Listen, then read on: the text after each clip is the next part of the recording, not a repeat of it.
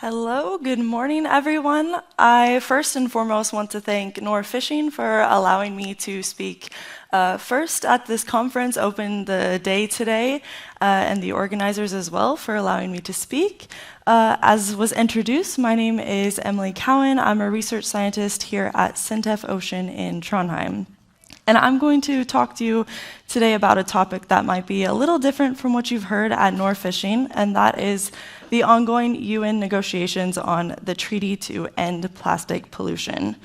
So really, before I get into this talk, I want to talk about the problem, our plastics problem. And what we find is that when it comes to our production of plastics, we find it's reaching unsustainable amounts. And I'm sure a lot of us in this room have heard a million times that a truckload of plastic waste is dumped into our oceans every minute. And about 10 to 20% of this actually comes from both large and small-scale fisheries. In fact, researchers predict that nearly 700,000 tons of fishing gear is lost yearly in our seas. And I know this number, it might sound arbitrary, but you can think of it, it's equivalent to over 3,000 blue whales, the world's largest mammal. So we find that in news and research, plastics, we hear it's ending up in our blood, disrupting our endocrine systems, but don't get me wrong, plastics is extremely useful in our modern society, especially in the fishing sector and industry. But we really need to rethink how we produce, use, and ultimately not have plastics ending up as waste. So again, I told you it would be a bit different. Bear with me. Very briefly, I'll go over the timeline of the negotiations so far. So really, it started at the United Nations Environmental Assembly, known as UNEA, back in 2022, when the mandate was agreed by UN member states to begin negotiations on a treaty to end plastic pollution. And since then, we've had 4 sessions of negotiations, all of them building up for the 4th one, really focusing on fishing gear. It's expected to conclude negotiations by the end of the year, and from then it will go and eventually be hopefully ratified, signed, and turn into a COP, which you might have heard of, Conference of Parties for Climate Change, Biodiversity. Plastics will also have its own if and when it's adopted. So, starting the talk on what is discussed at the treaty negotiations, this is a picture from the 4th session of Intergovernmental Negotiating Committee, Inc. 4, this past April. And here we have a picture of the lead country negotiators. You might not see it from the photo, but this was taken at 1:30 in the morning.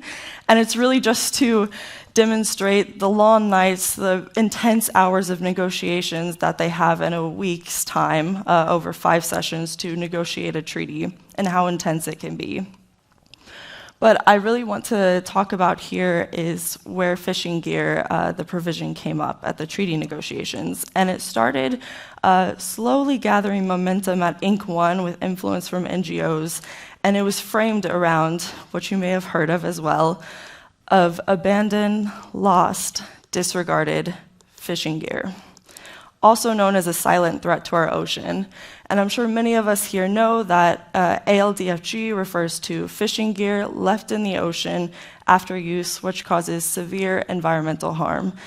And from what we see in these pictures, it can cause entanglement to marine life, habitat destruction, also increase micro and nanoplastic pollution, and it's often also associated with economic consequences, leading to reduced fish stocks, visible damage, and even impacting local tourism and local economies.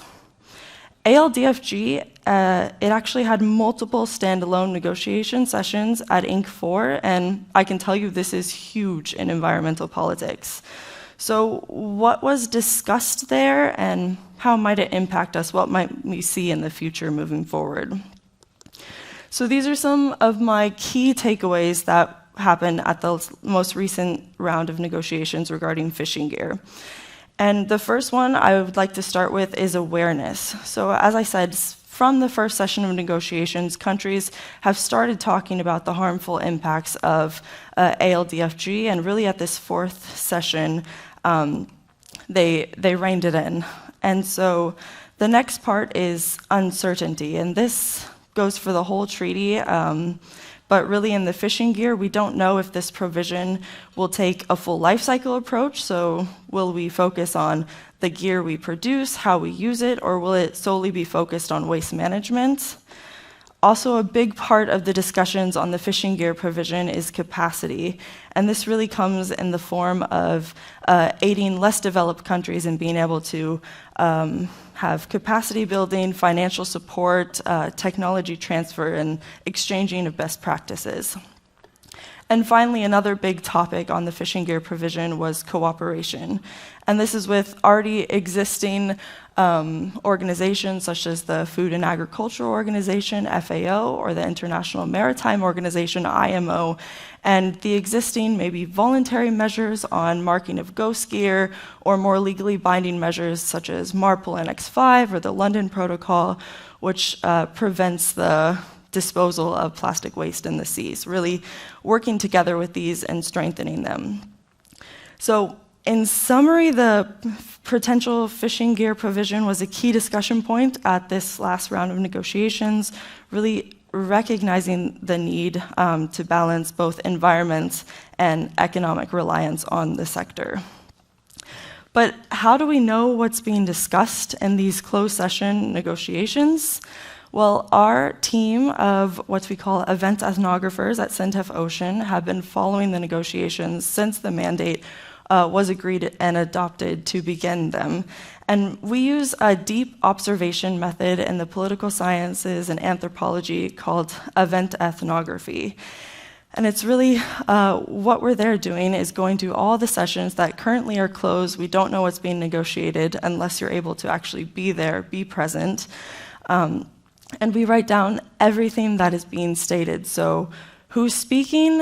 Is it Norway or maybe another country, an NGO? What are they speaking about or for? Is it a fishing gear provision or is it more on financial mechanisms? Where does their intervention take place? Is it maybe at the start of the negotiations, or are they trying to throw a curveball at the end of the negotiations? Ultimately, our goal of this research is to open a new field of understanding and following global environmental negotiations.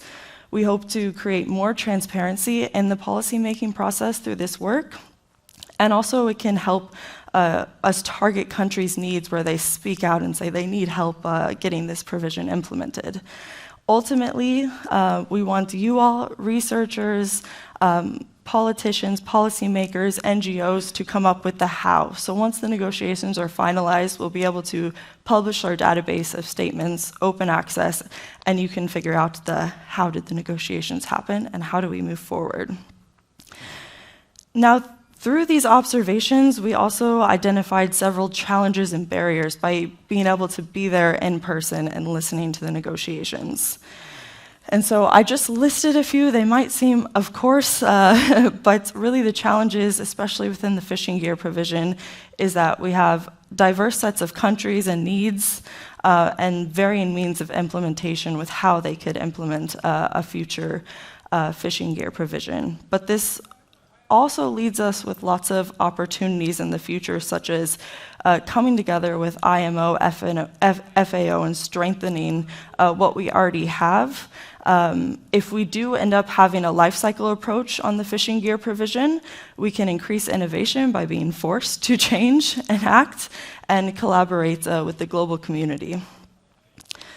And with that, it is a global treaty, and like any treaty, it's negotiated at the global level, but it will need to be taken in, ratified, signed at the national level, and of course more so implemented at the local level. So I'd like to leave you all with a few words of what can Norway do? This can be more a national level stance, or you personal as a stakeholder stance interested in fishing and fishing gear specifically. So the first thing Norway can do is strengthen its reporting requirements for lost fishing gear. If we in Norway can't identify what's coming onto our vessels, what's going off, what's maybe not coming back to shore, how do we expect any other country to be able to do that? We need to figure out how to do it here in Norway first.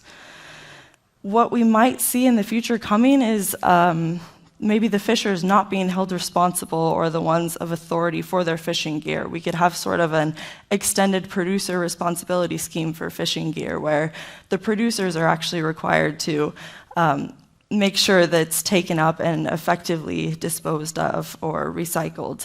This could also be the same in terms of a deposit return scheme, how we in Norway, we take our bottles back to the supermarket.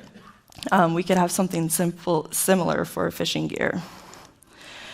We also very much need to develop effective port waste management schemes. And I know this is already a requirement, but with our work talking with local stakeholders, we need to work more in terms of including fishers, local communities in these port waste management plans, and most importantly, make sure they're followed up and effectively implemented. Norway can also, which they're already doing, continuing to actively engage in the negotiations. Norway is actually part of the so-called High Ambition Coalition, arguing for a strict, legally binding, top-down treaty, even taking a sectoral approach in the fishing gear. So keep encouraging your government to do this. And finally, continue research and provide support to developing nations, because in the end, we just have one ocean, so we need to take care of it collectively. That's all for me. I'll be around for questions, and yes, thank you so much for having me.